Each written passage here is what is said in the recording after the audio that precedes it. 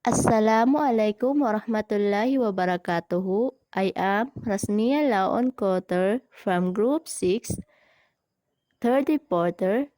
My assigned topic is about architecture and dominance. So, let us discuss architecture and dominance. In recent years, the study of colonial architecture and urbanism has been much expanded to include cases that might be considered unorthodox, such as imposition of the principles of socialist realism in architecture in the areas under the influence of the ex-Soviet Union. So, Greg Costello describes this process as colonial socialism and proposes the notion of a Stalinist empire in which Moscow acted as colonial metropole and urban model.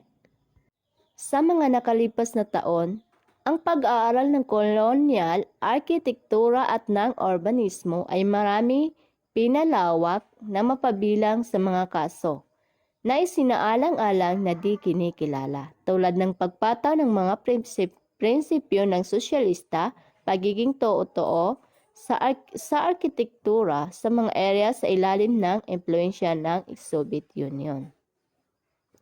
Si Greg Castillo ang naglarawan dito sa prosesong ito, tulad ng colonial socialism, at siya yung nag-propose sa koro-koro ng Stalinist Empire. Ang Stalinist Empire is the rise and fall of the Soviet Union. Ibig sabihin, siya yung bumuo ng Soviet Union. So, ayon naman kay Moscow, the capital of Russia, ang kumilos as colonial metropole and urban model.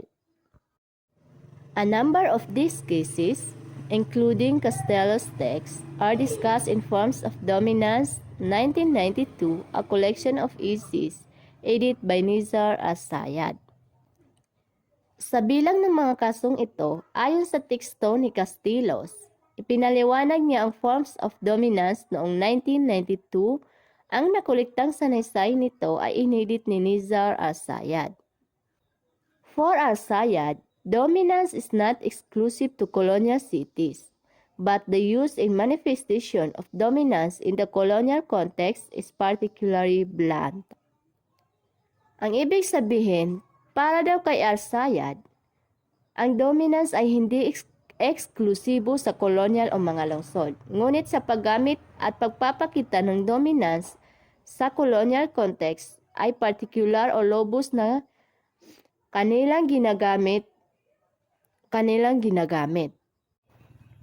The editor himself contributes to the volume with a study of the Islamic city as colonial enterprise, where he poses the question, why is it that in our use of the cultural association we talk about the urbanism that the Arabs initiate or inherit in the Middle East, North Africa, and Central Asia as Islamic urbanism and not colonial urbanism? Why is it that we persist in talking about Islamic cities instead of the colonial cities of Islam? The essays in Forms of Dominance are very much indebted to the pioneering work of Anthony D. King. King himself contributed to the volume with an epilogue. In this closing essays, King discusses the persistence of colonizing practices in arguably post-colonial world. Ang pagpapaliwanag ni Anthony D. King about the forms of dominance. Si King, para sa kanyang sarili ay nag-aambag ng mapadami with an epilogue. Ibig sabihin, para mapadami ang kanyang kaalaman about the dominance.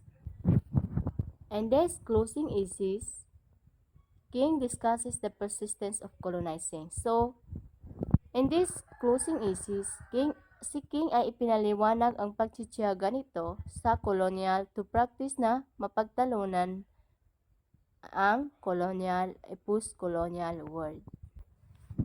In post-colonial times, architecture and urbanism have continued to play an important role in the enforcement of political control often under the guise of national styles, Lawrence Valley explores the complexities of post-independence architectural production in his 1992 book Architecture, Power, and National Identity.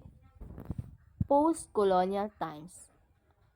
Architecture. Ang architecture at urbanismo ay papatuloy sa pagsulong sa mga importanteng role na maipatupad ito ukol sa pagkontrol sa mga politika, madalas sa ilalim ng pagkukunwari ng pambansang estilo. Si Lawrence Valley ang nagsiyasat ng mga pagiging komplikado ng post-independence architect production noong 1992, tulad ng book Architecture, Power, and National Identity. Valley proves the question of the manufacturer of a national styles in the newly created post-independence nation-states and wonders whether it is possible to design ex novo forms symbolic of national identity. International architectural firms, mostly based in the United States and Western Europe, have found expanding and profitable market in the former colonies. Their transnational practices place their designs within the more general framework of globalization and postmodernist architecture. But in some cases naman, itong mga kategoryang ito is magkakapatong-patong sa katotohanan sa kaysa huling pamamaraan ng colonialism, which is ito ay may totoong may papakitang gilas. In this case of Sir Norman Foster Hong Kong in Shanghai Bank Headquarters, Hong Kong, 1979 and 85, a heritage office building integrated Chinese geomancy principle, but it was also a monument to corporate and technological power erected in one of the last colonies of the former British Empire. As such, it qualifies as state colonial architecture, although it is seldom so interpreted in the specialized texture. So, itong mga kaso naman ni Sir Norman is Foster Hong Kong in Shanghai Bank Headquarters, Hong Kong noong 1979 and 85. Yan lang po. Magandang buhay. Thank you for listening and wassalam.